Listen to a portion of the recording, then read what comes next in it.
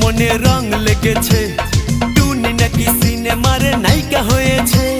রং লেগেছে টুনির রং লেগেছে টুনি নাকি সিনেমার নায়িকা হয়েছে সেই ছবিতে নায়ক নাকি থাকবে সাকিব খান ছবিটার নাম নাকি তুমি আমার জান টুনির জ্বালায় এবার আমার যাবে রে